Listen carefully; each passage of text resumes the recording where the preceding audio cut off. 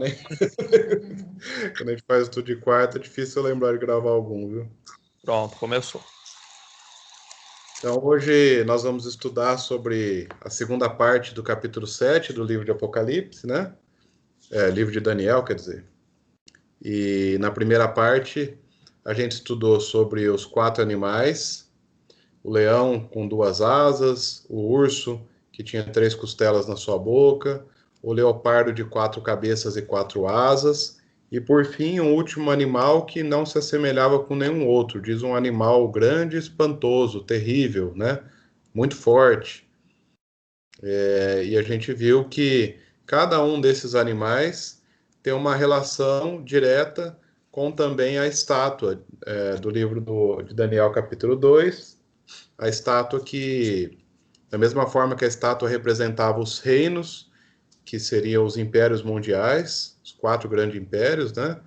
Primeiro sendo Babilônia, a cabeça da estátua, aqui no capítulo 7 é o leão, o peito de prata da estátua, que era a Média e a Pérsia, aqui no capítulo 7 é o urso, o quadril de bronze da estátua, que era a Grécia, aqui no capítulo 7, ele é representado pelo leopardo, com as 4 cabeças, e o animal terrível espantoso aqui era representado na estátua pelas 2 pernas de ferro e os pés de bronze, os pés de barro e ferro e os artérios, né? E a gente vê que a profecia nos livros de Daniel e de Apocalipse, a gente vê que ela se repete, mas ela amplia, né? Então ela repete uma parte e amplia uma determinada parte conforme você vai avançando no livro.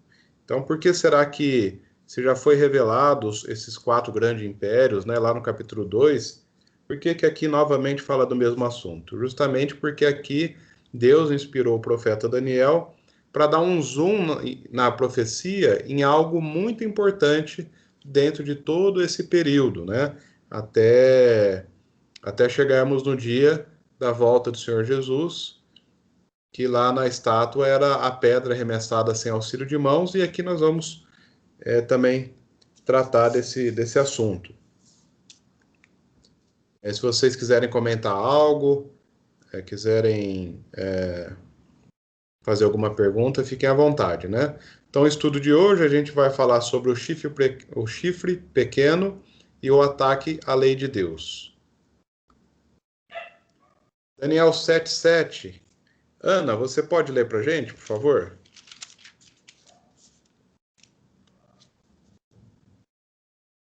Sim, eu vou só pegar a Bíblia aqui. Ah, tá jóia. Esse aqui não tá o verso inteiro, né, na tela.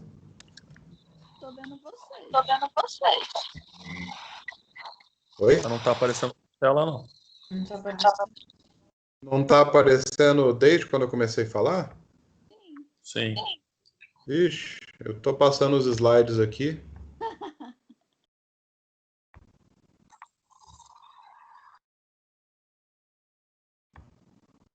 E agora, chegou aí? Oi. Agora sim. É Daniel 7? É Daniel 7:7. Desculpa aí, hein, pessoal. Pessoal, Cauê, Oi? perdão perguntar, mas você poderia repetir o que você falou no começo sobre a questão do capítulo 7 ser parecido com o capítulo 2, por gentileza, que eu não entendi muito bem. Ah, sim, vamos lá então, né? É que lá no capítulo 2 de Daniel, a gente estudou sobre o sonho do rei Nabucodonosor, que ele sonhou com uma estátua, e essa estátua tinha 4 metais principais, né? 4 materiais principais. A cabeça era de ouro, o peito de prata, o quadril de bronze, as pernas de ferro, e tinha os pés, que eram uma mistura de barro com ferro, e os 10 artérios, né? Os 10 dedos. Na estátua, ela representava a cabeça de ouro, o reino da Babilônia. O peito de prata representava o reino da Média Pérsia, que tomaria o reino da Babilônia e seria o grande império mundial daquela época. Depois, o quadril de bronze foi justamente o reino da Grécia, que é quem tomou o reino da Média e da Pérsia, né? E depois, as pernas de ferro foram as fases de Roma. Roma Imperial primeiro, na época de Jesus, inclusive, Roma Imperial era o grande império mundial que dominava sobre todo mundo, e depois Roma Papal, né? Por isso que são duas pernas de ferro. E, por fim, os pés de ferro e de barro, com os 10 dedos, representavam as 10 nações bárbaras que minariam o poder de Roma, né? Que depois se transformou na Europa, né? Mas a profecia dizia que assim como o barro e o ferro não se misturam, também essa nunca mais seria, por mais que eles tentariam aliança, não haveria mais depois de Roma papal e imperial, não haveria mais um grande império que dominasse sobre todo mundo, né? A gente vê aí a Europa tentando dominar todo mundo, não conseguiu. A Rússia, depois os Estados Unidos, nenhum deles conseguiu dominar todo mundo, assim como os últimos impérios antes deles. E a última coisa que acontece lá na estátua é que a pedra é uma pedra arremessada sem auxílio de mãos, que bate nos pés e que vai destruindo toda a estátua. E isso significa a volta de Jesus, quando Jesus vai implementar o seu reino para todo sempre, né? Até aqui tudo bem, Gil? Sim, entendi.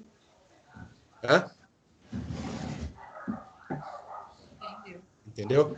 Então aqui, né, no capítulo 7, que a gente estudou na semana passada, nós vimos o sonho de Daniel, que sonhou com esses 4 animais, com o leão de asas, que representa o reino da Babilônia, com o urso, que representa o reino da Média da Pérsia, o leopardo de 4 cabeças e 4 asas representa o reino da Grécia, e por fim o último animal grande, espantoso, temível, que representa o Império de Roma, né?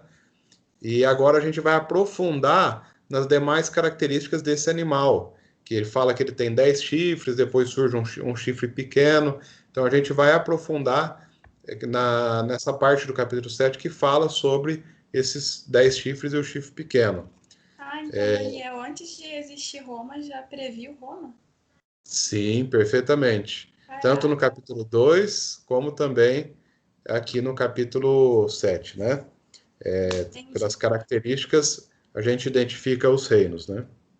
Entendeu? Entendi, Cauê, obrigada. Por nada. Ô, Ana, agora você pode ler para a gente, então, Daniel 7:7, por favor? Sim. É a Jana que estava perguntando? A Gil. A Gil. Ô, Gil, pode perguntar. A gente está aqui para aprender mesmo, tá bom? Não se acalme. Vou ler aqui. Depois disto, eu continuava olhando nas visões da noite, e eis aqui o quarto animal, terrível, espantoso e sobremodo forte, o qual tinha grandes dentes de ferro. Ele devorava e fazia em pedaços e pisava aos pés o que sobejava. Era diferente de todos os animais que apareceram antes dele, e tinha 10 chifres. Pois bem, né? Obrigado, Ana. Então ela é diferente de todos os animais, porque os outros animais Daniel conseguiu fazer uma comparação com algum animal existente, mas esse animal ele tinha uma forma completamente distinta, né? Que é apenas um desenho de um dragão, mas não significa que foi isso que Daniel viu. Foi simbolizado aqui como um dragão só por uma questão de apresentar alguma forma, né? Mas só Daniel sabe o que ele viu. Mas o que é certo é que ele era diferente de todos os outros animais. Não existe nenhuma espécie de animal que era comparável a esse último animal, né? Esse grande, temível, espantoso. E diz que ele tinha 10 chifres, né? A gente vê aqui em profecia, animal significa reino, povos, nações, né? Poder. Chifres também significa a mesma coisa. Poder, um reino, né?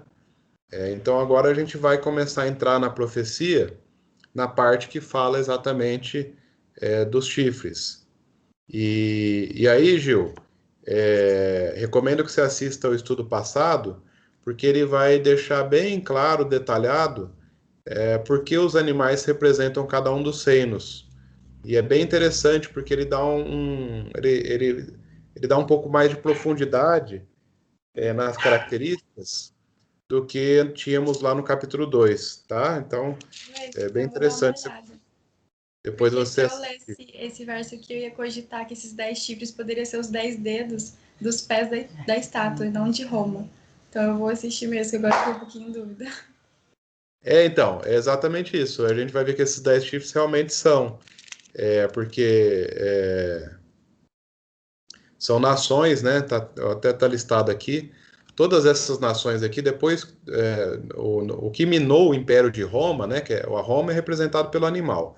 Os chifres, os 10 chifres, são representados, na verdade, essas nações que minaram o poder de Roma, todas essas aqui, são representados pelos 10 chifres desse Então, último essas 10 animal. nações são os pés, então, da estátua. Isso, exatamente. Os chifres são como os pés da estátua, exatamente. Entendi. E o animal, as pernas da estátua, né? Então, essas 10 nações aqui, bárbaras, elas foram minando o poder de Roma desde 351 depois de Cristo, e eles derrotaram Roma, então, né? Conseguiram tirar o imperador, o último imperador que Roma imperial teve, em 476, que era o imperador Rômulo Augusto, né? Então, aí então Roma imperial deixou de ser o grande império do mundo daquela época. Em 476 depois de Cristo, eles deixaram de ser o grande império, né, que dominava todo mundo. Aí vamos ler agora o verso 8. Gil, você pode ler para nós, por favor? Do capítulo 7.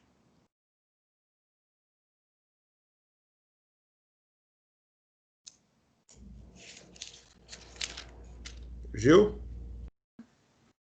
Meu microfone deu uma travada aqui, mas eu consegui agora. Tá. É o 8, né? Isso. Estando eu a observar os chifres, eis que entre eles subiu outro pequeno, diante do qual 3 dos primeiros chifres foram arrancados. Eis que nesse chifre havia olhos, como os de homem, e uma boca que falava com insolência. Obrigado, Gil. Então veja que interessante. Tinham 10 chifres. No meio desses chifres subiu um outro chifre, um chifre pequeno, né? E esse chifre, quando ele subiu, ele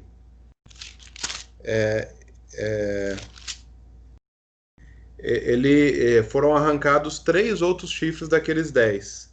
E diz que esse chifre tinha olhos como de homem e uma boca que falava com insolência.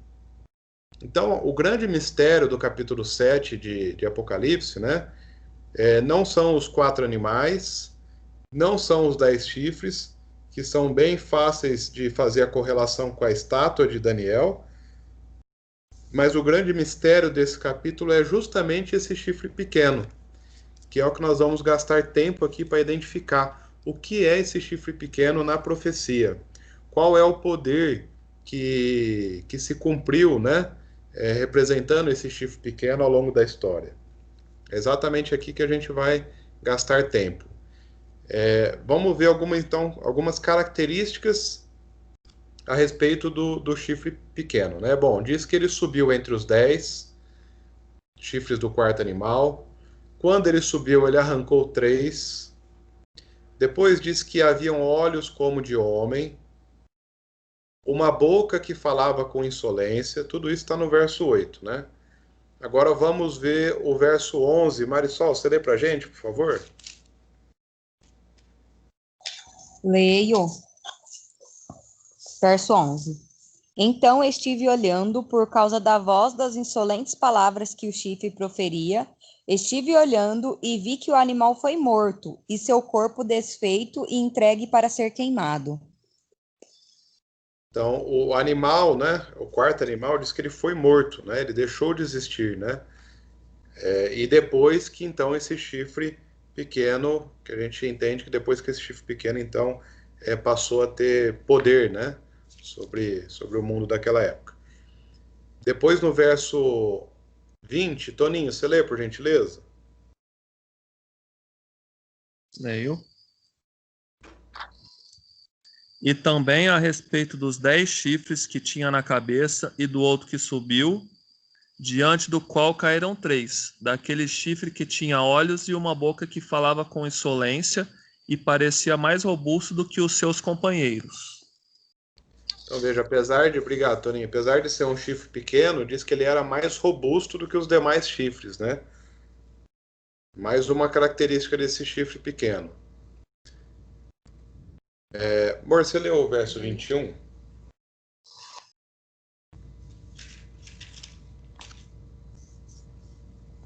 Sete, 21. Eu olhava e eis que esse chifre fazia guerra contra os santos e prevalecia contra eles. Outra característica desse chifre pequeno, ele foi um perseguidor dos fiéis cristãos. Ele fez guerra contra os santos do Altíssimo, né? Agora o verso 24. Ana, você consegue ler para nós, por favor? A Márcia também tá com a gente. Tá com... Ah, legal. No próximo eu peço para ela ler, então.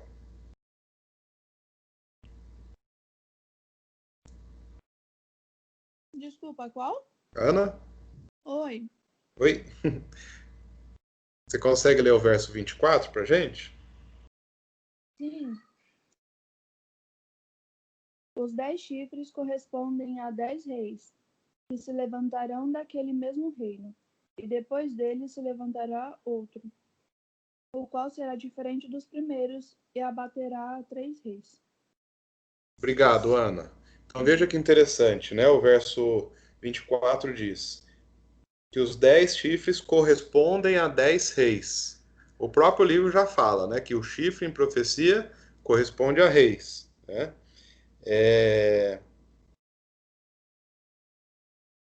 Que se levantará contra o mesmo reino, o reino do animal, né?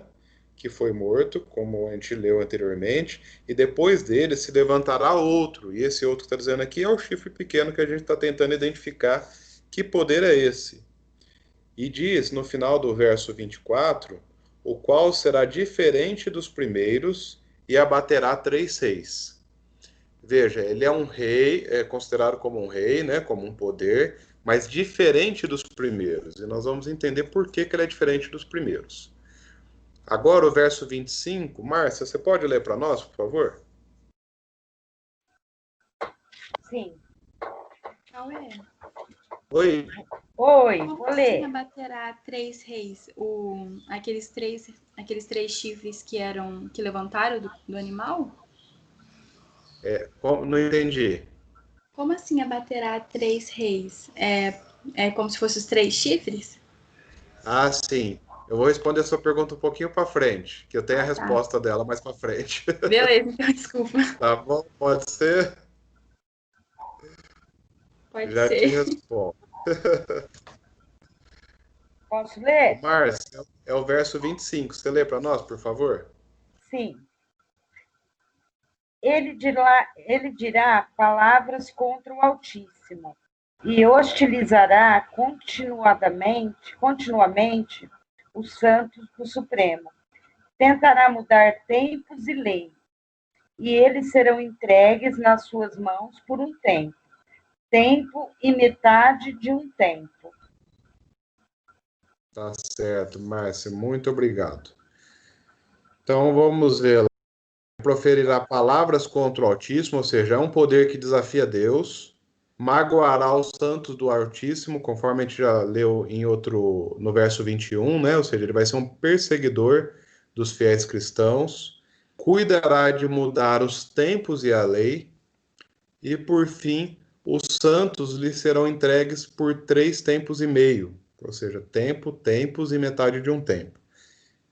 Algumas características dessas que nós estamos listando aqui, nós vamos analisar com profundidade aqui ao longo do estudo, tá? Por enquanto, estamos só passando um pouquinho mais rápido, mas nós vamos voltar e entender na história as características para quem aponta. E agora o verso 26. Gil, você lê para nós? Leio sim. Mas depois se assentará ao tribunal para lhe tirar o domínio, para o destruir e o consumir até o fim. Amém, obrigado. Então veja, né? veja que tudo tem relação com a estátua do capítulo 2.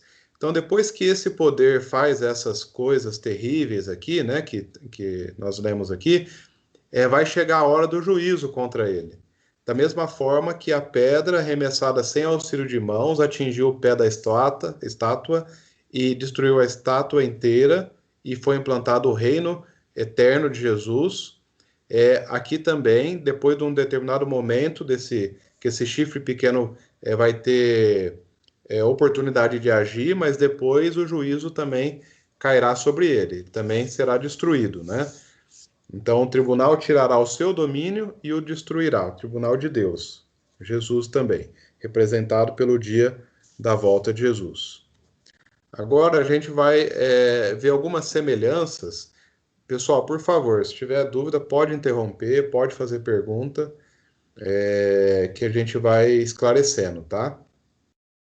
A gente sabe que o livro de Daniel e Apocalipse são livros que a gente deve ler em conjunto, porque aquilo que fala em um livro você tem clareza ou até mesmo a repetição no outro e vice-versa. A gente vê que esse chifre pequeno, ele se assemelha muito, né? E podemos dizer que é o mesmo poder que está relatado lá no Apocalipse capítulo 13, quando a gente lê a parte que fala sobre a besta que emerge das águas. Então a gente vê, por exemplo, o poder de Daniel 7, primeira característica, diz que tem olhos como de homem. Lá no Apocalipse 13 diz que tem um número como de homem. Segunda característica, boca que fala com insolência. Lá em Apocalipse 13, a boca que fala blasfêmia. Terceira característica, em Daniel 7 fala que seria entregue para ser queimado, esse poder. E lá em Apocalipse 13 diz que seria golpeado de morte. Quarta característica, fazia guerra aos santos, em Daniel 7. Em Apocalipse 13 diz que pelejava contra os santos. Quinta característica, proferia palavras contra o Altíssimo. Lá em Apocalipse 13 diz que blasfemaria contra Deus. Sexta característica, em Daniel 7, mudaria os tempos e a lei. E lá em Apocalipse 13 diz que esse poder faria difamação do tabernáculo, que é onde existe o santuário de Deus, a Arca da Aliança, e dentro da Arca da Aliança a tábua com os 10 mandamentos, as tábuas, né, da lei. Então, difamar o santuário também significa ir contra a lei de Deus. E sétima e última característica, em Daniel 7, diz que agiria por 3 tempos e meio, e lá em Apocalipse 13, que agiria por 42 meses. E nós vamos ver que esses dois períodos são idênticos, é o mesmo período. Nós vamos abrir um pouquinho mais 4 principais características desse chifre pequeno, desse poder. Aqui eu vou passar essa parte aqui, porque eu não quero dar o spoiler do que é o chifre pequeno. Eu quero que as características mostrem para nós o que é. Mas tanto Martim Lutero, como também Isaac Newton, que foram 2 estudiosos das profecias do livro de Daniel e de Apocalipse, eles identificaram esse chifre pequeno já na época deles, né, como sendo aquele que nós vamos descobrir quem é hoje, e eles fizeram livros falando a esse respeito, né? Então vamos agora à primeira característica, e aqui a gente já começa a identificar quem é esse poder. A gente leu lá em Daniel 7:8, Daniel falando assim: estando eu a observar os chifres, eis que entre eles subiu outro pequeno, diante do qual 3 dos primeiros chifres foram arrancados. E aqui que eu vou responder a sua pergunta, Gil. Então, o que significa isso, né? Que esse chifre subiu e arrancou 3 dos outros. A explicação é a seguinte: essas 10 nações, que eram povos bárbaros, né? Que foram minando o poder de Roma desde 351 até 476, que quando eles derrubaram o imperador Rômulo Augusto, o último imperador romano, essas nações, a maioria delas viraram países da Europa, né? Então, os álamos viraram a Alemanha, os francos viraram a França, os burgundos viraram a Suíça, os suevos viraram Portugal, visigodos a Espanha, os saxões viraram a Inglaterra, os lombardos viraram a Itália. Porém, existiam 3 tribos arianas, dessas tribos bárbaras, que eram os vândalos, os ostrogodos e os hérculos, os érulos, né? Que eles não concordaram com esse poder simbolizado pelo o chifre pequeno. Quem é esse poder? Agora eu já tenho que falar, não tem como, né? Bom, o poder é o papado. O poder do chifre pequeno, que está registrado lá em Daniel, é o papado. E esse poder é o mesmo que tanto Martinho Lutero como Isaac Newton identificou também com o papado. Por que que quando esse chifre cresceu, 3 dos chifres que já existiam dos 10 foram arrancados? Porque essas nações aqui, os vândalos, os ostrogodos e os érulos, eles eram tribos arianas. E as tribos arianas não concordaram em obedecer o papado. Então, o papado destruiu essas tribos, né? Essas 3 tribos, e elas deixaram de existir. Por isso que os 3 chifres foram arrancados, entendeu, Gil? Ah, sim, agora eu entendi. Tudo tá mais claro. Clareou, né? Mas os outros 7 chifres permaneceram e tem as nações até hoje, né? Por isso que os chifres, os outros 7 não foram arrancados, entendeu? Sim, entendi, Cauê. Ah, que bom. Qualquer pergunta fica à vontade, né? E aí, então, bom, depois a gente vai voltar nesse assunto aqui. Mas então, qual é a segunda característica? Diz que é uma boca que fala com insolência. E em Apocalipse 13:5 diz que foi dada uma boca que proferia arrogâncias, blasfêmias, né? O que que a Bíblia diz que é uma blasfêmia? O que que é blasfemar contra Deus? Se a gente for lá no livro de Marcos, capítulo 2, versos 5 a 7, a gente vai ver um caso onde Jesus foi acusado de estar blasfemando. Deixa eu ver aqui. Marisol, você pode ler para nós, por favor?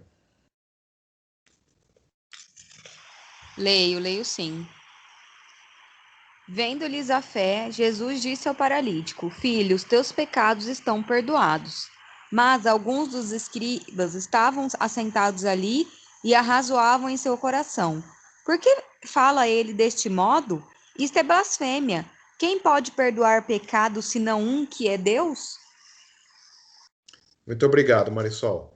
Então agora, né, se não era tão evidente na primeira característica que esse poder é o papado, agora a gente tem uma evidência, mais uma evidência que aponta para o papado, né? Porque os religiosos da época de Jesus consideravam blasfêmia aquele que se dizia ter autoridade para perdoar pecados. É claro que Jesus não estava blasfemando aqui porque ele era o próprio Deus. Porque eles falaram, apenas Deus pode perdoar pecado. Quem é esse que perdoa pecados? Eles falam, né? Quem pode perdoar pecados senão Deus? Só que o erro deles é que Jesus é Deus. Então Jesus não blasfemou, Jesus não pecou.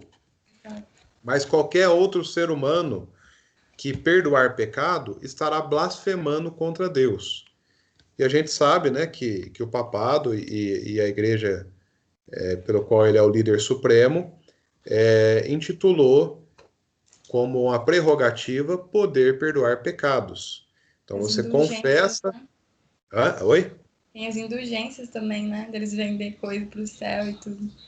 Sim, exatamente. Perdoar pecados, tanto pela confissão auricular, como eles também perdoavam, não sei se ainda hoje, né? Mas perdoavam, pelo menos na época da Idade Média, perdoavam pecados também através da venda de indulgência. Então a gente comprava o nosso perdão, né? Veja, Que surreal isso, hein? o pecado não é contra um homem, o pecado é contra o Deus que criou o ser humano, né? Então é terrível isso. Então essa característica também aponta fortemente para o papado. Quando a gente pensa na questão de se colocar no lugar de Deus, em questão, né, de perdoar pecados, a gente percebe claramente que é um poder que se rebela contra Deus, assim, escancaradamente, fala, não, eu sou Deus aqui na Terra. Então, não vai pedir perdão para Deus, vai pedir perdão para mim, né? Porque eu fazia confissão com o padre. Aham. E, gente, olha que coisa mais maravilhosa. Eu converso com Deus diretamente. Eu não preciso me confessar para um homem, Exatamente. né? E isso também tem a ver com a questão de política também, né? Porque naquela época os papas queriam saber da vida dos outros. Então eles usavam isso para poder saber das fofocas e saber como fazer o jogo político deles também, né? Exatamente, né? Eles tinham poder tanto civil como religioso, que foi chamado de período de supremacia papal, né? Porque ninguém podia com esse poder. Então, só para vocês terem uma ideia, né, que o própria Igreja Romana, ela reconhece que ela se intitula essa prerrogativa de perdoar pecados, né? Então diz aqui, na confissão o sacerdote tem o poder de confessar todos os crimes cometidos depois do batismo. Aí nesse documento aqui, o cânon católico do Concílio de Trento diz assim, ó, quando um criminoso confessa seus pecados ao sacerdote, todos os crimes não são somente perdoados, mas destruídos e o criminoso se torna uma nova pessoa, um santo. Literalmente se colocar no lugar de Jesus, né? E você vê também que eu não sei como é que chama aquilo, né? Mas os papas usam um negócio na cabeça. Eu vou chamar aqui de chapéu, mas não é um chapéu. É como se fosse é um negócio de pano na cabeça. E naquele acessório tem um escrito em latim, que é Vicarivis Filis Dei. E a tradução desse inscrito significa o substituto de Jesus na terra, ou substituto do Filho de Deus. Então, eles se intitulam realmente como tendo a autoridade de Jesus aqui na terra. Mitra. Chama mitra, né? Esse acessório que eles usam na cabeça. E nesse acessório tem essa escritura em latim. Então, veja, não é segredo, eles não escondem isso, né? Eles realmente se consideram como Deus na Terra. E é por isso, né, Cauê, que só tem um papa por vez. E é um cargo vitalício, que vai até a pessoa morrer. Porque é realmente o representante de Deus na Terra. É Deus na Terra. É como se estivesse no lugar de Jesus. E por isso que eles têm pecados, eles fazem todo esse ritual. Exatamente, Toninho. E aí a gente entra naquela questão, né? Porque na Igreja Romana ainda existe a figura do sacerdote. E nós vimos que uma vez que Jesus veio, morreu pelo pecado nosso, ascendeu aos céus e iniciou a sua obra como sumo sacerdote no santuário celestial, o véu do santuário terrestre foi rasgado de alto a baixo, deixando claro que não fazia mais sentido os rituais do santuário terrestre, porque agora não é mais um sacerdote humano que intercede pelo povo junto a Deus para a remissão dos pecados, mas sim o único e verdadeiro sacerdote, que é Jesus Cristo, que deu a sua vida em troca do nosso pecado. Então, quando nós confiamos o perdão do nosso pecado a um sacerdote terrestre, nós estamos desconsiderando o ministério de Jesus. Estamos desconsiderando a sua morte, a sua ressurreição, a sua vitória sobre o pecado e aquilo que ele faz hoje no santuário celestial. Se eu me confesso para um sacerdote humano, eu estou dizendo que eu não preciso de Jesus e que eu não aceito aquilo que ele fez. Veja aonde nos leva algo que parece inocente, né? Ah, mas qual é o problema de eu confessar para um ser humano? O problema é que você está apoiando o perdão dos seus pecados, a intercessão e a mediação entre você e Deus num ser humano pecador. Enquanto nós deveríamos apoiar o perdão dos nossos pecados e a mediação entre nós e Deus em Jesus Cristo, que também é Deus. Jesus diz que intercede por nós junto ao Pai, né? Então, somente Ele tem autoridade para perdoar os nossos pecados e para interceder das nossas causas junto ao Deus o Pai.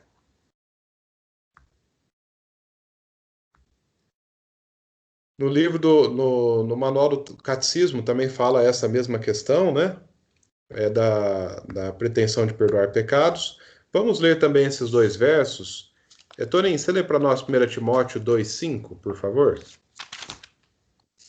Leio. 1 Timóteo 2,5. Isso.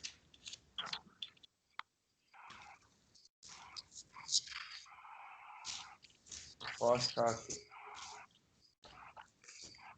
1 Timóteo está no Novo Testamento, está depois dos 4 evangelhos, depois de Filipenses, depois de Romanos, Coríntios, Gálatas, Efésios, Filipenses, Colossenses, Tessalonicenses, depois vem Timóteo.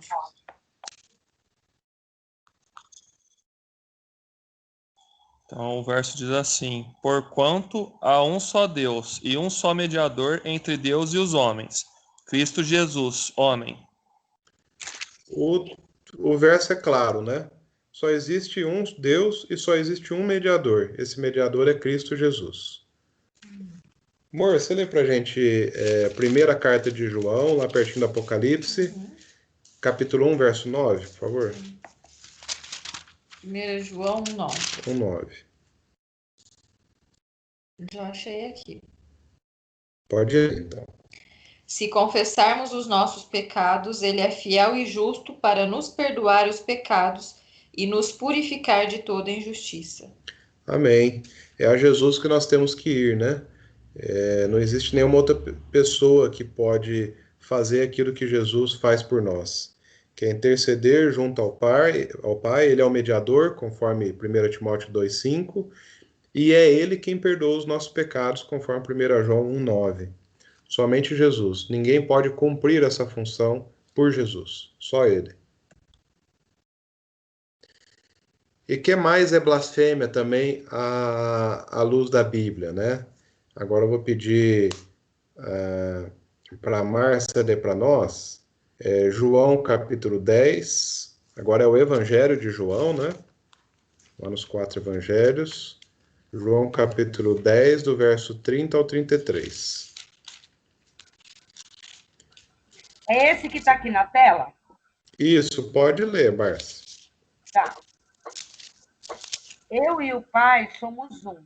Novamente, pegaram os judeus em pedras para lhe atirar. Disse-lhes Jesus: tenho-vos mostrado muitas obras boas da parte do Pai. Por qual delas me apedrejais? Responderam-lhe os judeus: não é por obra boa que te apedrejamos, e sim por causa da blasfêmia, pois sendo tu homem, te fazes Deus a ti mesmo. Então veja, né? O que é blasfêmia também? Quando alguém se coloca na posição de Deus. Jesus estava sendo acusado de blasfemar porque ele falou, né? Eu e o Pai somos um. Ou seja, ele estava dizendo que era Deus. Só que Jesus não blasfemou e nem pecou porque verdadeiramente ele é Deus. Mas todo homem que se coloca no lugar de Deus está também blasfemando contra Deus, está pecando. E aí, esse mesmo poder que temos falado, né? Eles se colocam sem nenhum tipo de, como se diz assim, sem esconder nada, que eles se colocam na posição de Deus. Esse Papa Leão XIII, ele diz assim, ó, nós, os papas, temos sobre a terra o lugar de Deus Todo-Poderoso. Então, veja que é a fala deles próprios, né? Tem um outro dizer que está lá no Dicionário Eclesiástico Católico, no artigo Papa, diz assim, o Papa é de tão grande dignidade e exaltado que ele é não um mero homem, mas como se fosse Deus e substituto de Deus. O Papa é de tão grande autoridade e poder que ele pode modificar, explicar e interpretar as leis divinas. o que quer que seja que Deus ou o Redentor faça, o vigário, que significa substituto, pode fazer sem nada contrariar a fé. Veja, amigos, irmãos, que arrogância, né?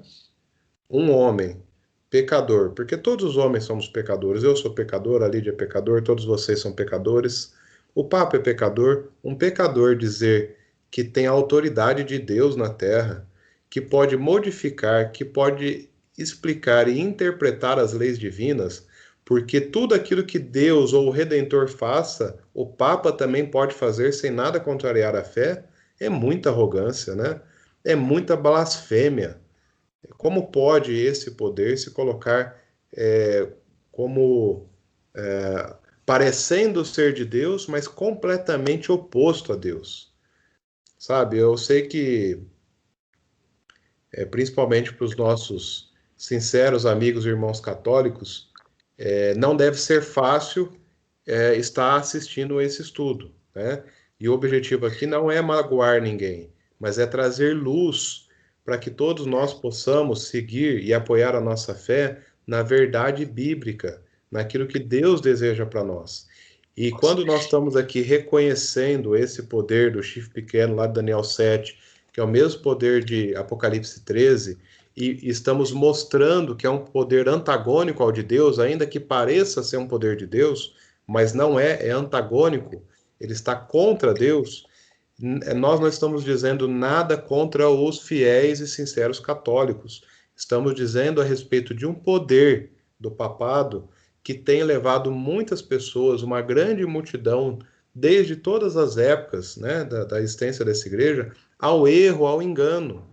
Mas a Bíblia, que é a palavra de Deus, que é essa carta de amor, ela nos traz luz sobre essas coisas. Então não fique chateado com essas revelações que estamos tendo no dia de hoje. Fique feliz, porque se você está assistindo esse estudo agora, online, ao vivo, é porque o Espírito Santo tocou o seu coração para estar aqui e você aceitou. Então é o mover de Deus na sua vida, tirar a venda dos seus olhos, para que você possa entender o que é a vontade de Deus, o que Deus espera de você. E se você está assistindo esse estudo gravado, da mesma forma, o mesmo Santo Espírito também tocou e fez você encontrar esse estudo e assistir e ter uma clara revelação daquilo que parece um cordeiro, na verdade é um lobo, para que você possa apoiar a sua fé unicamente na palavra de Deus, no assim diz o Senhor, para que você não seja mais enganado. Então não fique triste comigo, meu irmão, minha irmã católica, que possa estar vendo esse estudo, mas fique feliz, porque Deus está te abençoando, trazendo a revelação sobre a sua palavra, sobre a sua verdade, para que você não seja enganado. Amém. E nem eu seja enganado. Então vimos que o poder, o papado, ele cumpre essa segunda característica, tanto na parte de que ele blasfema contra Deus quando se intitula poder, prerrogativa, perdoar pecados, como também quando ele se intitula ter a mesma autoridade de Deus e que ele pode até mesmo modificar as leis divinas. Cauê, Ô, Toninho. só fazendo um complemento de tudo isso que você está falando, ali os judeus, quando eles acusaram Jesus, eles estavam corretos no que eles estavam dizendo, se for ver. Eles tinham pleno conhecimento da Bíblia. Eles sabiam que realmente só Deus podia perdoar pecados. Eles sabiam que nenhum homem pode se colocar no lugar de Deus. Eles sabiam da idolatria, de adorar ídolos, adorar imagens de escultura. Eles sabiam de tudo isso. O problema deles foi eles não terem. Então eles estavam corretos, mas o problema deles foi não terem entendido que Jesus era Deus. Então Jesus, sendo Deus, ele podia sim perdoar pecados e dizer que ele e o Pai porque ele era Deus. Esse foi o único ponto e o principal ali, né, que causou toda a perdição dos judeus. Mas eles estavam corretos de entender que Deus é que perdoa pecados e que somente Deus, nenhum homem pode se colocar no lugar de Deus. Perfeito, Toninho, é isso mesmo. O problema deles não é que eles estavam acusando de perdoar pecados, o problema é que eles não tinham reconhecido que Jesus é Deus, né? Então vamos à terceira característica. Proferirá palavras contra o Altíssimo, magoará os santos do Altíssimo e cuidará em mudar os tempos e a lei. Os santos lhe serão entregues nas mãos por um tempo, 2 tempos e metade de um tempo. Então vamos aqui ver essa parte onde os santos foram entregues nas suas mãos, por um tempo, 2 tempos e metade de um tempo. Está lá em Daniel 7, o verso 25, né? Se a gente olhar lá em Apocalipse 13, 5, diz que foi-lhe dada uma boca que proferirá arrogâncias e blasfêmias e autoridade para agir durante 42 meses. E agora nós vamos identificar que esses dois períodos, tempos, tempo e metade de um tempo, que representam 3 tempos e meio, né, e 42 meses, é exatamente o mesmo período. É a mesma quantidade de anos proféticos. Vamos aqui. E tem um terceiro período também, dito lá no Apocalipse, né? Que fala a respeito de 1260 dias. Fala, a mulher, porém, fugiu para o deserto, onde lhe havia Deus preparado o lugar para que nele a sustentasse durante 1260 dias. Esse poder que perseguiu os fiéis cristãos por esse período aqui, né? Diz que a mulher, que é simbolicamente a igreja no livro de Apocalipse, que ela teve que fugir para o deserto para que ela pudesse continuar existindo, ou seja, para que um povo remanescente, fiel à palavra de Deus, continuasse existindo. E ela teve que ficar fugida por 1260 dias. Então vamos analisar esses 3 períodos aqui, ó. 3 tempos e meio, lá no livro de Daniel, diz que um tempo equivale a um ano. Então, 3 tempos e meios é igual a 3 anos e meio. 42 meses. Podemos dizer também que seria 12 meses, mais 12 meses, mais 12 meses, mais 6. Ou seja, 3 anos e meio. 42 meses e 3 anos e meio é a mesma coisa, né? E também 1260 dias. Bom, 42 meses vezes 30 dias cada mês dá os 1260 dias, ou seja, todo esse período profético aqui, de Daniel 7, de Apocalipse 13 e de Apocalipse 12, eles são exatamente o mesmo período. E aí, usando o princípio de correlação dia-ano para a profecia, que está registrado lá em Números 14 e 34, né, que para cada dia profético a gente deve considerar um ano literal. Então, 1260 dias, que é a mesma coisa que 42 meses, é a mesma coisa que 3 anos e meio, significam de forma literal 1260 anos. Bom, será que isso já se cumpriu na história? Sim, já se cumpriu. Lembra que eu disse, né, que o último imperador romano, ele foi derrotado, ele caiu após o poder do Império Romano ser minado por aquelas 10 tribos bárbaras. Ele caiu em 476 depois de Cristo, que é o imperador Rômulo Augusto, o último imperador romano do período de Roma imperial, né? Então diz que lembra que aqui no livro de Daniel que nós lemos, diz que o animal seria morto, e o animal simboliza Roma. Ou seja, depois que o animal for morto, ou seja, depois de 476, surgiria o chifre pequeno, que nós identificamos aqui como papado. E aonde dá o início desse período profético que diz que o papado, esse chifre pequeno, teria autoridade para magoar os santos do Altíssimo, para perseguir os santos do Altíssimo, e que eles teriam êxito durante esse período, né? Quando começa? Pois bem, em 538, o papado, na verdade, o primeiro papa foi intitulado em 533, um pouquinho antes. Porém, ainda existia uma última tribo ariana que não concordava com o papado, que eram os ostrogodos, e continuaram lutando contra isso, ou seja, o Papa não teve apoio total. mas em 538, quando essa última tribo foi destruída, os ostrogodos, então o Papa passou a ter supremacia papal, porque todos concordavam e aceitavam o Papa como autoridade, tanto civil, autoridade política, como também autoridade religiosa. Isso aconteceu em 538, né? Com o decreto de Justiniano, que colocou o poder, né, o bispo de Roma, como o Papa, como o pai dos padres, né? A palavra Papa significava isso, pai dos padres, né? Como a maior autoridade na Terra.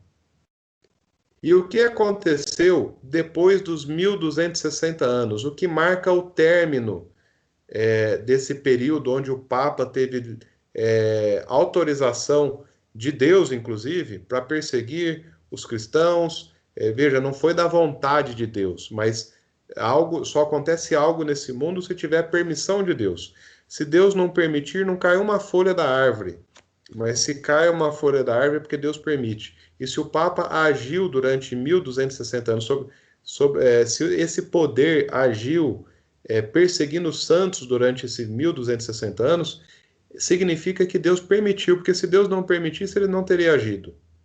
Não é que é da vontade de Deus, volta a dizer, né? Mas o que aconteceu nesse período? Aconteceu lá em 798, exatamente 1260 anos após o ano em que o Papa teve supremacia e manteve a sua supremacia sobre todo esse período, aconteceu que o Papa Pio VI foi preso pelo general Berthier, né? Em fevereiro de 1798. O general Berthier era um general de Napoleão Bonaparte, que era imperador da França na época. E então os franceses e Napoleão Bonaparte, por discordar, por se opor contra o poder do papado, investiu contra o papado, conseguiu prendê-lo, e um ano depois o Papa Pio VI ele foi morto. Então o papado perdeu a sua força, porque aquilo que era o poder mais respeitado, poder de maior autoridade no mundo, que ninguém ia contra, porque sofria retaliações e perseguia até os cristãos, então ele teve o seu poder minado, né? Por esse general Berthier. E diz também a quarta característica que vamos estudar aqui hoje. Até aqui tudo bem, pessoal? Sim, tudo bem, Cauê. Tudo bem? Ok. Então aqui a quarta característica está registrada lá em Daniel 7:25, diz que mudaria os tempos e a lei. O Genielton está aqui conosco, parece também, né? Isso, estou sim. Genielton, você pode ler Daniel 7:25 para nós, por gentileza? Leio sim. Diz o seguinte: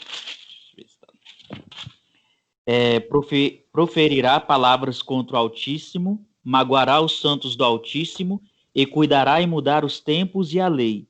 E os santos lhe serão entregues nas mãos por um tempo, 2 tempos e metade de um tempo. Tá certo, Genielton. Obrigado, viu? Então, o finalzinho do verso, que os santos seriam entregues na mão por 3 anos e meio, né? 1 tempo, 2 tempos, metade de um tempo. A gente já explicou na característica anterior, que foi os 1260 anos de supremacia papal, de 538 até 1798, quando o Papa Pio VI foi morto. Agora, vamos analisar o que está no meio do verso, que diz que esse poder, o chifre pequeno, o papado, cuidaria de mudar os tempos e as leis. Vamos ver se isso se cumpriu, né? Vamos analisar aqui. O que o papado fez, né? Se a gente pegar o Catecismo Católico, que é o manual da fé católica, né? Lá no Catecismo, a gente vai ver a fórmula dos 10 mandamentos. Se a gente olhar os 10 mandamentos católicos, nós vamos perceber que o segundo mandamento ele foi retirado, o mandamento de não adorarás imagem de escultura. Esse mandamento foi tirado, até porque costume católico, né, adorar imagens, santos, etc. Então ele foi tirado para que eles pudessem cumprir com esse ato, que é um ato, na verdade, de adoração pagã e não cristã, porque nós adoramos apenas a Deus, todos os cristãos devem adorar somente a Deus. Então eles tiraram o segundo mandamento. Tirando o segundo mandamento, restariam somente 9. Então o que foi feito para continuar tendo 10? O 10º mandamento, que diz que nós não devemos cobiçar nada do próximo, nem mulher, nem casa, nem bens, nem nada, foi dividido em 2, ficando o 9º mandamento, não cobiçará a mulher, e o 10º mandamento, não cobiçará coisa nenhuma alheia. E então voltou a ter 10 mandamentos. Mas outra alteração que foi feita é que lá no 4º mandamento da lei de Deus, que diz claramente que nós devemos guardar o dia do sábado e não trabalhar, vamos até ler novamente esse mandamento. Vamos abrir a Bíblia lá em Êxodo, capítulo 20, o verso 8 até o verso 11. Vamos ler novamente como está na Bíblia. Êxodo 20, verso 11. Ô Jana, você pode ler para nós, por gentileza? Posso sim, peraí que eu estou procurando. Êxodo 20. Êxodo 20, verso 8 até o 11. Do 8 até o 11? Isso. Lembra-te do dia de sábado para o santificar.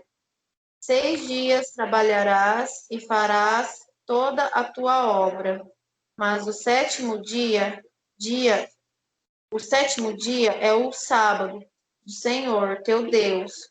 Não farás nenhuma obra, nem tu, nem teu filho, nem tua filha, nem teu servo, nem tua serva, nem o teu animal, nem o teu estrangeiro que está dentro das tuas portas. Porque em 6 dias fez o Senhor os céus e a terra, o mar e tudo que nele há, e ao 7º dia descansou. Portanto, abençoou o Senhor o dia do sábado e o santificou. Pois bem, obrigado, Jana. Então, o mandamento é bastante claro, né? A lei de Deus, ela não é a lei moral de Deus, os 10 mandamentos, não é algo passageiro, porque, inclusive, a lei de Deus representa o caráter de Deus. E o caráter de Deus não muda, né? A Bíblia é clara em dizer que Deus não muda. Mas esse poder que se coloca na posição de Deus, que já assumiu nos documentos que lemos anteriormente, que tem a mesma autoridade de Deus e de Jesus, que pode mudar a lei de Deus, ele realmente mudou. É claro que Deus não permitiu que ele mudasse na Bíblia, porque ninguém toca na palavra de Deus. Mas mudou no Manual da Fé Católica. E se você vê o 4º mandamento no Manual da Fé Católica, que na verdade virou o 3º, porque eles tiraram o 2º, né? Você vai ver lá guardar domingos e festas. Guardar domingos e festas, né?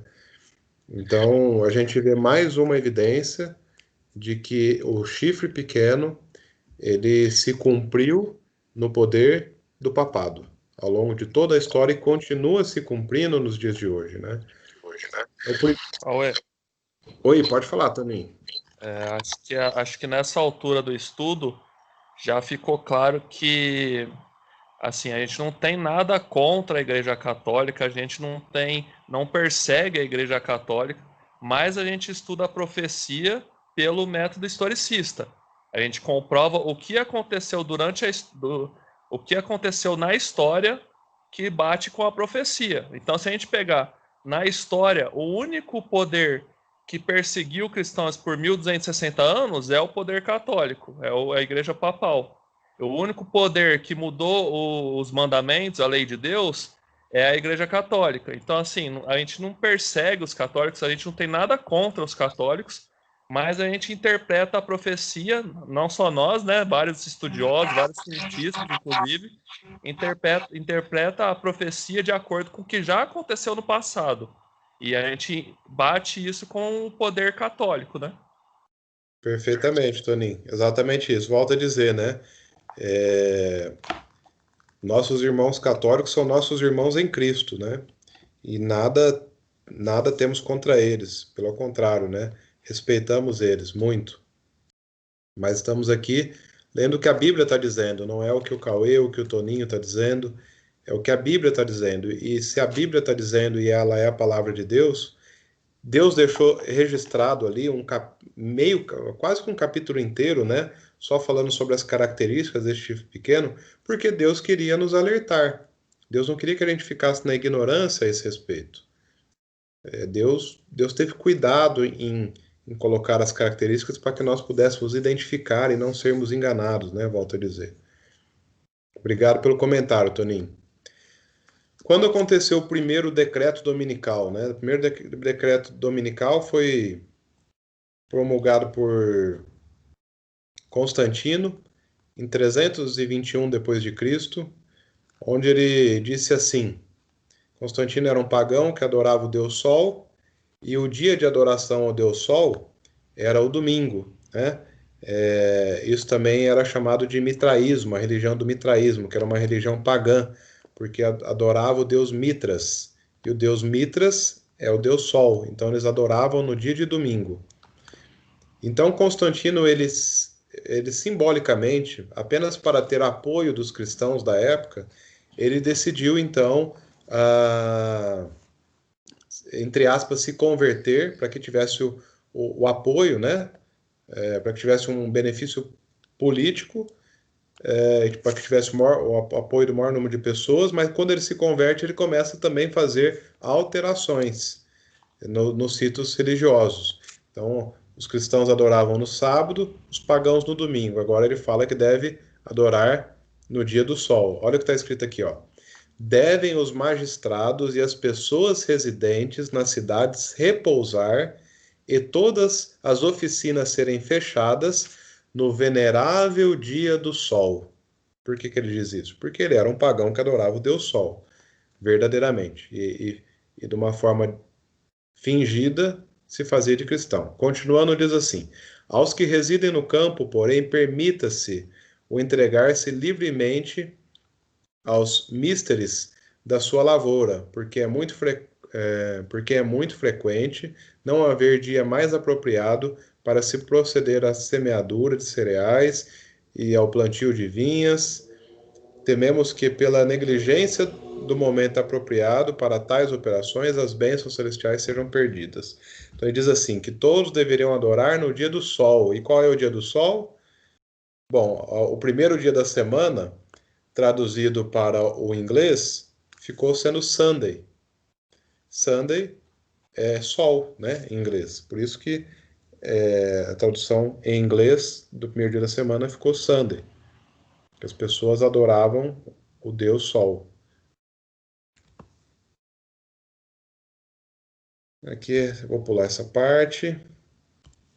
Bom, em detrimento desse poder religioso, né, esse poder do papado, o chifre pequeno, ele ter feito a alteração no dia de adoração a Deus, e justificando que é porque Jesus ressuscitou no domingo, né, e por isso então passa-se a adorar no dia de domingo, mas veja, não é isso que simboliza a ressurreição de Cristo, a morte e ressurreição de Cristo. Não é o dia de adoração que simboliza isso.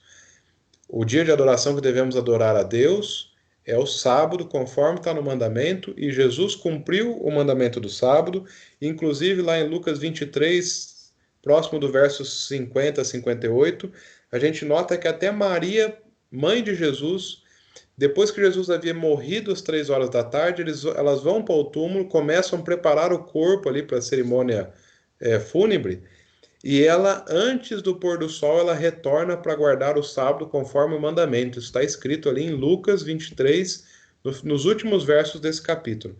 Ou seja, se Jesus, pela sua morte, ele quisesse que a gente trocasse o dia de adoração a ele, então ele teria informado pelo menos para a mãe dele, né?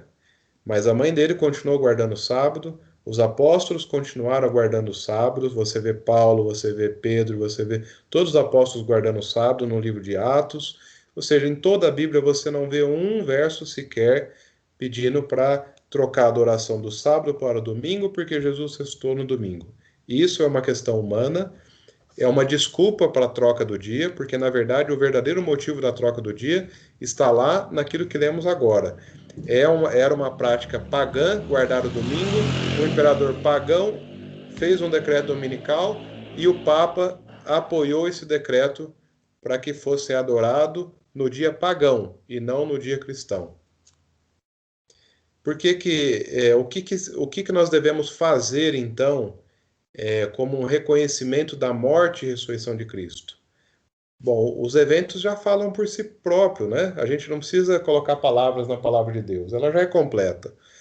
Morte e ressurreição de Cristo. Jesus falou assim, assim como eu morri e ressuscitei, nós também, todos os seres humanos, devemos morrer e ressuscitar.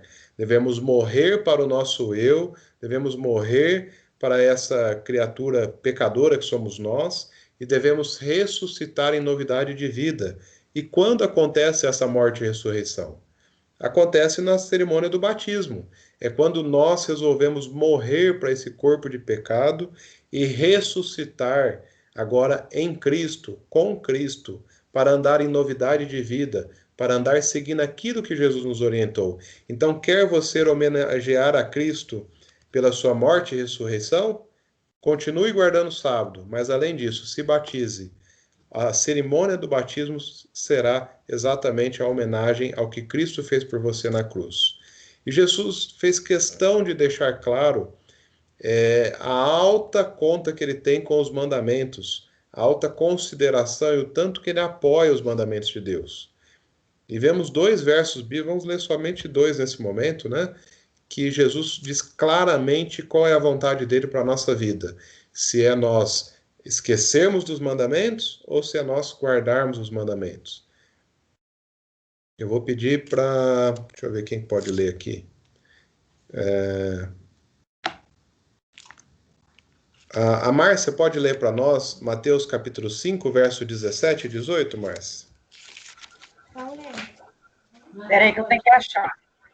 Tá. Cauê, Oi, quem está falando? é a Gil. Oi, Gil. É que chegou os jovens aqui em casa, que vai ter pequeno grupo jovem aqui, daí eu vou ter que sair, tá bom? Mas depois eu assisto o resto. Sem problemas, Gil, já estamos no finalzinho. Depois você assiste só o finalzinho. Tá bom, ficam com Deus, tá? Tchau, tchau. Fica com Deus, um abraço para todos aí. Até. Mateus 5, 17, 18. Isso. Não tem fuso. Vamos lá. Não pensem que vim destruir a lei ou os profetas. Não vim destruir, mas cumprir. Eu lhes garanto que será mais fácil passarem céu e terra do que passar a menor letra ou um só traço de uma letra da lei, sem que tudo se cumpra. Então veja, né? Jesus falou assim: não pensem que vim revogar a lei ou os profetas. Não vim para revogar, vim para cumprir. Em verdade vos digo que até que céus e terra se passem, nenhum i, nenhum tio jamais passará da lei até que tudo se cumpra. Aí eu te pergunto: céus e terra já se passaram? O que você me responde, Márcia? Ainda não. Então significa que a lei está vigente, certo? Sim. Ou errado? Certo. Certo, né? Muito bem. Certo. Então Jesus deixou claro, né, da vontade dele para nós, que a vontade de Jesus é que nós continuemos seguindo a lei de Deus, porque isso nos coloca na condição de dependentes. Nós somos servos de Deus e como servo, o servo segue a vontade do seu Senhor. E se Jesus é o nosso Senhor e essa é a vontade dele para nós, amém, vamos seguir, porque ele sabe o que é o melhor para a nossa vida. Agora vamos ler um outro texto que é bastante convincente também, que está lá em João, capítulo 14, o verso 15. Ana, você pode ler para nós, por favor? João 14, verso 15. Se a Ana estiver conosco ainda, não consigo ver daqui.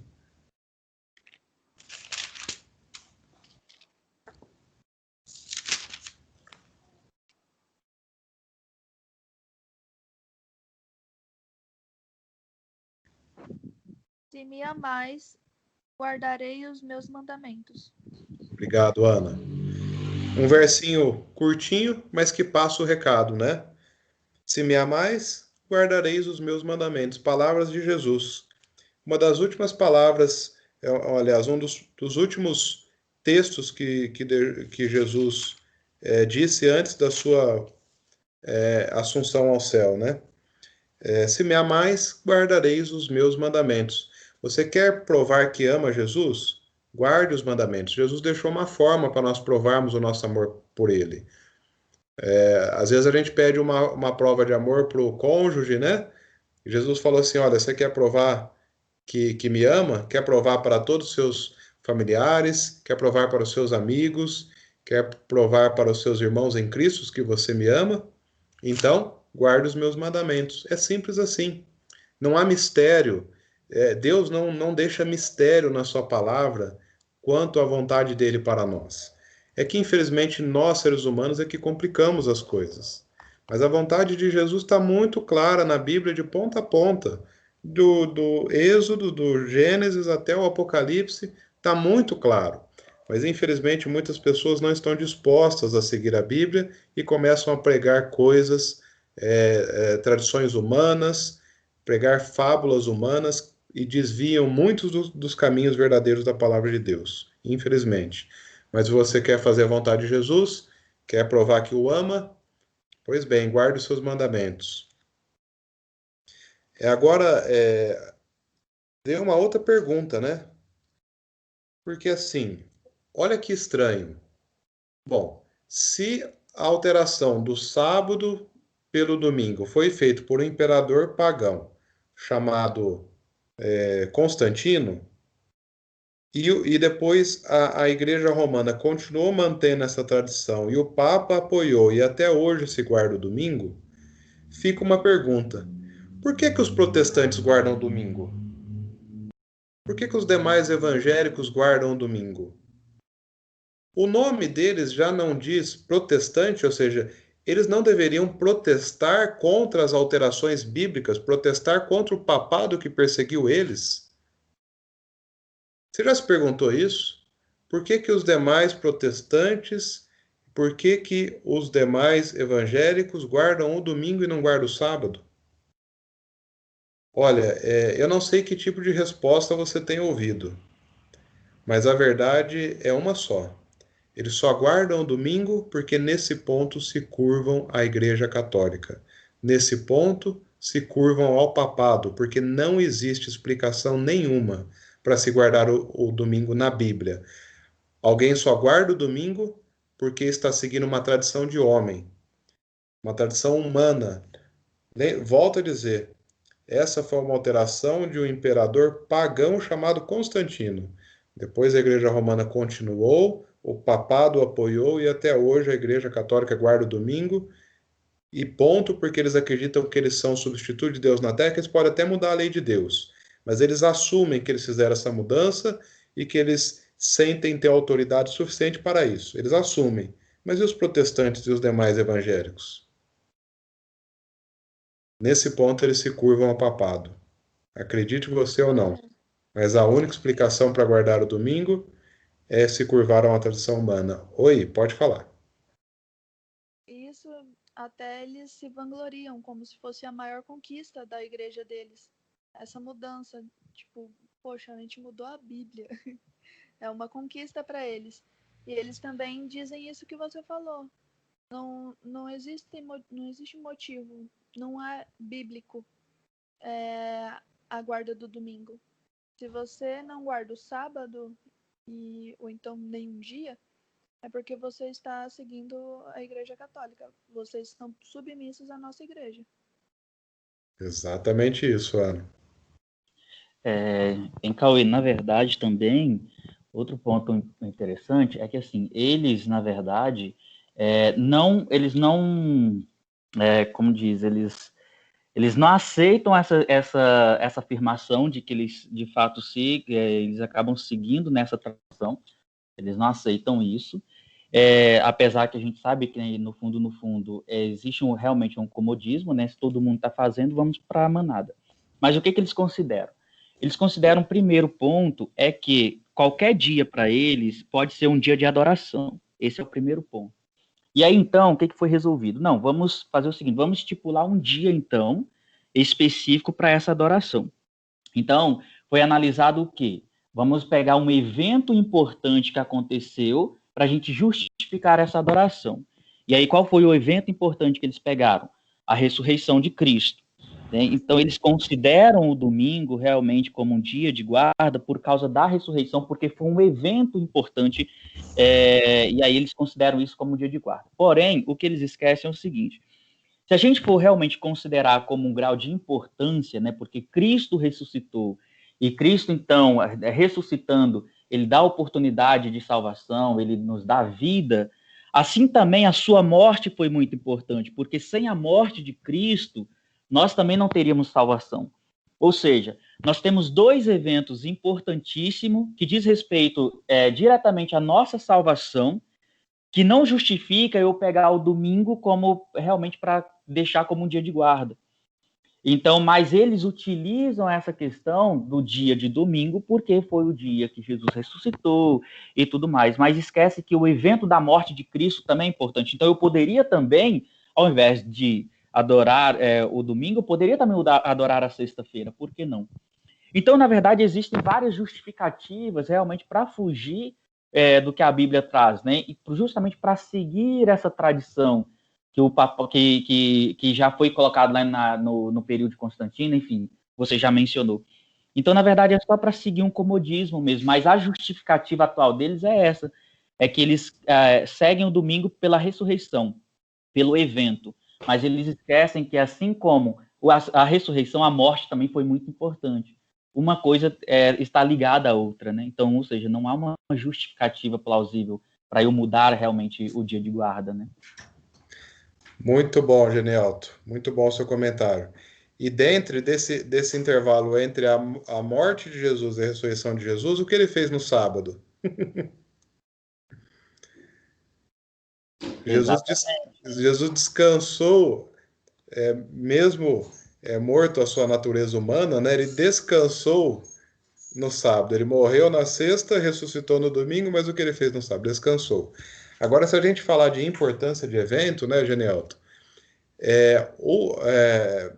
Eu não consigo ver nenhum dia que representa de maior importância para os seres humanos do que o sábado, porque Deus criou todas as coisas de domingo até sexta-feira, e no sábado Deus abençoou, santificou e descansou para que ele pudesse, junto com os seres humanos, desfrutar de tudo aquilo que ele havia criado, no caso Adão e Eva lá na criação, né? Deus, Adão e Eva desfrutaram de tudo aquilo que Deus havia criado. Ou seja, é um dia que Deus tirou para estar conosco, né? Então, em grau de importância, se Deus não tivesse criado, não existiria eu, não existiria você, não existiria planeta, não existiria animal, não existiria planta, não existiria pecado e não existiria necessidade de um Salvador. E Jesus não precisaria ter morrido nem ressuscitado. Então, em grau de importância, ainda assim, né, se for pegar o evento mais importante, a criação com certeza é o evento mais importante. O sábado, que inclusive Jesus participou da criação, como está registrado lá no Evangelho de João, capítulo 1, né, diz que sem Jesus, nada do que havia feito se fez. Jesus é eterno como Deus é eterno. Jesus é Deus também. Então, se nós pegarmos por grau de importância, temos que levar isso em consideração também, né? Na verdade, assim, sempre haverá uma justificativa para ir com a manada, né? É isso que a gente tem que tomar muito cuidado, sabe? Isso. A gente, na verdade, sempre tem que estar realmente na contramão do mundo, porque seguir a manada sempre vai dar nisso, né? Exatamente. E outro detalhe, você falou da questão da mudança de tempo, eu até demorei um pouquinho, porque eu estava pesquisando aqui para embasar realmente esse comentário, mas assim, é interessante essa mudança da lei, do tempo, né? Porque não é só a questão da mudança do sábado para o domingo.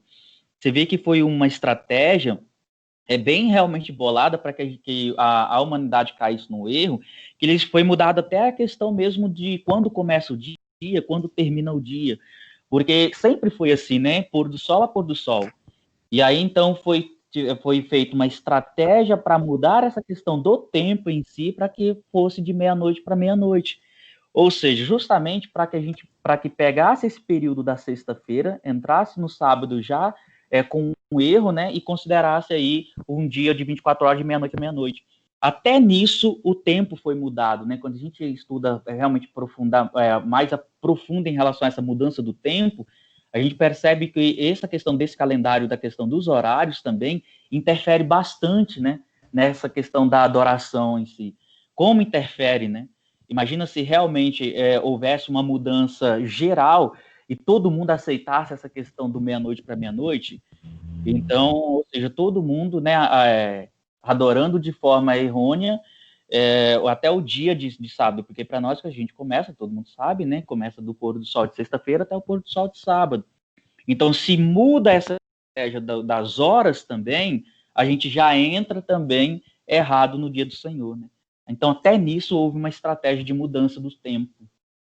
Exatamente, né? E é muito lógico o dia começar no pôr do sol e terminar no pôr do sol, né? Porque não está registrado na Bíblia que Deus deu um relógio para Adão e Eva saber que hora que era meia-noite para ser a viração do dia, né? E, aliás, o relógio, que hoje em dia você só consegue saber que hora que muda de um dia para o outro, né? Na visão tradicional humana, se você olhar no relógio. Agora, se a gente segue o pôr do sol, é muito simples, né? O sol se pôs, está terminando esse dia e começa um novo dia. Mas como a gente cresceu sendo ensinado que é a meia-noite que vira o dia, quando a gente fala que é de pôr do sol, parece estranho. Mas a verdade é porque nós fomos ensinados errado. Mas a Bíblia, novamente, como você bem disse aí, né, Genialto? Ela ensina o certo. E a gente vê lá que na criação, quando Deus terminava e falava assim, foi-se tarde e manhã o primeiro dia. Depois, foi-se tarde e manhã o segundo dia. Foi-se tarde e manhã o terceiro dia, e assim por diante. Tarde, a parte escura, a noite, manhã, a parte clara, o que a gente chama de dia hoje, né? Então é isso mesmo. E tem mais uma coisa que a gente pode dizer ainda, que foi mudado nos tempos, né? Quando você ouve o mês que nós estamos hoje, dezembro, não seria mais coerente dezembro ser o 10º mês, em vez de ser o 12º? Quando você ouve o mês de novembro, não deveria ser o 9º mês, em vez de ser o 11º mês do ano? Quando você ouve outubro, não era para ser o 8º mês? Setembro não era para ser o 7º mês? E aí a gente consegue entender por que lá na Bíblia, quando fala do primeiro mês do ano, a gente transportando para o nosso calendário grego, a gente usa basicamente o calendário grego hoje em dia, né, que tem esses meses, que o nome do mês e o número do mês não bate. O primeiro mês do ano, lá na época da antigamente, antes dessas mudanças, se fosse transportar para o nosso calendário, seria por volta de março a abril, o primeiro mês do ano. E não janeiro, né? Janeiro não seria o primeiro mês do ano. Foi acrescentado 2 meses. Tem uma explicação, depois eu passo para vocês. Mas esses 2 meses foram acrescentados, era em homenagem a deuses pagãos. Se eu não me engano, Jânius, o mês de janeiro, e o mês de fevereiro eu não me lembro o nome do deus, mas tinha a ver com um deus que estimulava como se fosse o deus estimulava as orgias, etc. Por isso que no mês de fevereiro é que normalmente cai o carnaval, né? Que é a festa da carne. Então você vê que tudo isso, nada é inocente, né? Não existe nada inocente. Tudo existe uma mente satânica por trás disso tudo. E é por isso que a gente tem que se apegar na palavra de Deus e seguir a palavra de Deus. Para que a gente não seja levado aos poucos, distantes de Deus e perto de Satanás, mesmo achando estar perto de Deus. Agora, quando eu disse que a respeito dos protestantes, dos evangélicos, né, volto a dizer, amamos os protestantes e evangélicos como os nossos irmãos, mas o que nós estamos revelando aqui é que a eles também foi ensinado uma heresia, o domingo. Domingo não é o dia do Senhor, o dia do Senhor é o sábado. Então Deus está trazendo luz, através desse estudo, a essa questão. para que cada um possa tomar a sua decisão ao lado de Deus, né? Se a vontade de Jesus é que nós guardemos os mandamentos de Deus, e é a forma como nós demonstramos o nosso amor a Jesus, ele falou, né? Se me amais, guardareis os meus mandamentos. O que eu e você vamos seguir? Qual vai ser a nossa decisão? Vamos seguir a Jesus e guardar os mandamentos de Deus da forma como está na Bíblia? Ou vamos seguir a homens e guardar os mandamentos das tradições inventadas por seres humanos? É uma decisão que eu e você temos que tomar. É o tipo de decisão que não tem como nós falar assim, não, essa decisão eu não vou tomar. Porque depende do dia da sua adoração. Depende do quanto você está se colocando nas mãos de Deus. Ou você adora a Deus no sábado, ou você, infelizmente, adora o inimigo de Deus em qualquer outro dia da semana. Porque Deus intitulou um dia. Veja, tudo isso que nós estudamos aqui. Essa profecia bíblica, né, lá de Daniel, trazendo até os dias de hoje o chifre pequeno, mas não podemos esquecer que no final do capítulo 7 de Daniel tem o verso 26. E o verso 26, que vou ler agora, ele fala que os dias desse poder vai se acabar.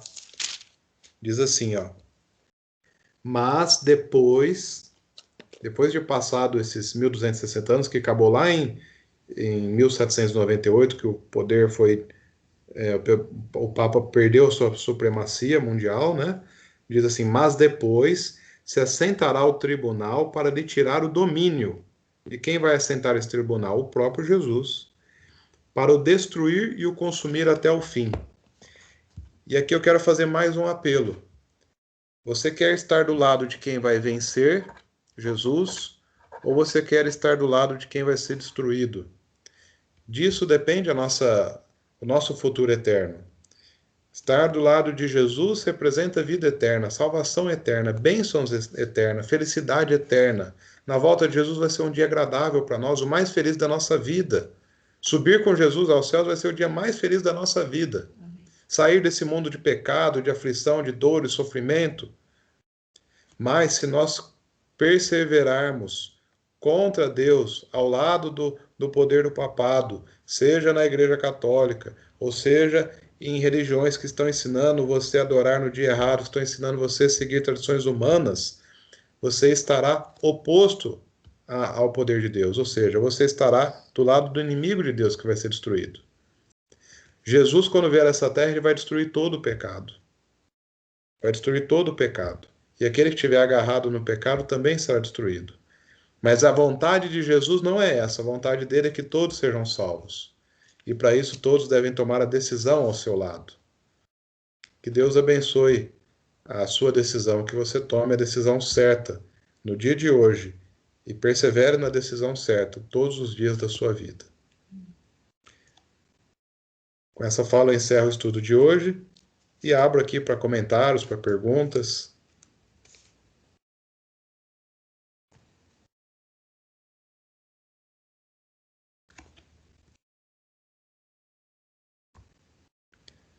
Alguém gostaria de fazer algum comentário, alguma pergunta?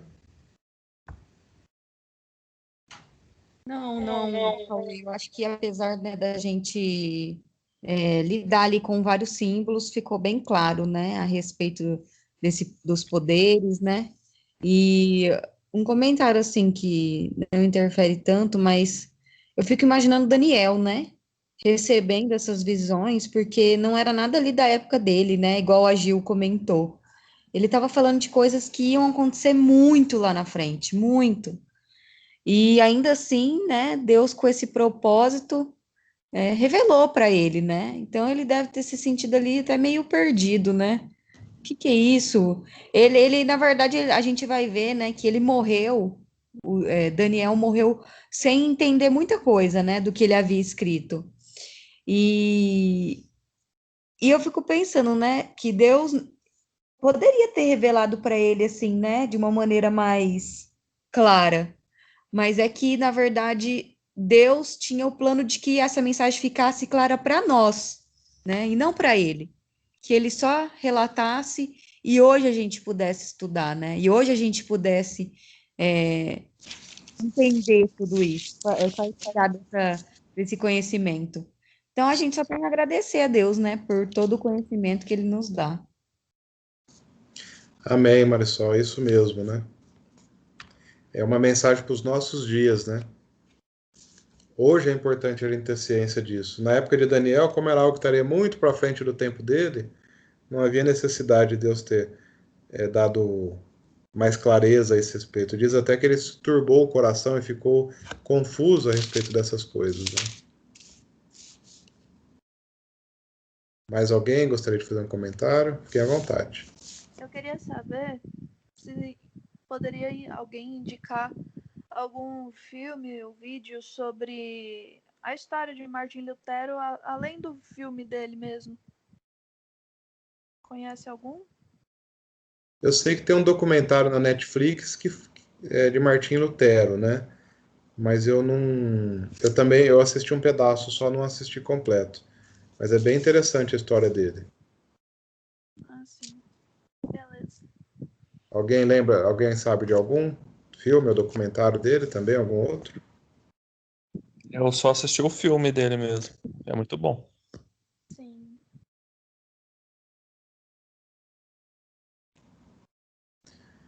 Irmão, se não temos mais comentários, então vamos encerrar o estudo dessa noite. Agradeço a participação de todos. Que Deus seja louvado pela vida de vocês. Que Deus seja louvado pela palavra dele, pelas revelações da sua palavra. E que Deus seja também louvado através das nossas decisões, das nossas atitudes, para que possamos caminhar com ele rumo à eternidade. Fechamos nossos olhos, vamos orar ao nosso Deus. Senhor Deus de amor, graça te damos, Pai, por mais esse estudo aqui que o Senhor abençoou, que o Senhor proveu o conhecimento vindo através do teu Santo Espírito, clareou a nossa mente, nos mostrou a verdade, para que nós não sejamos enganados e também não estejamos no erro, Senhor Deus, achando que estamos acertando.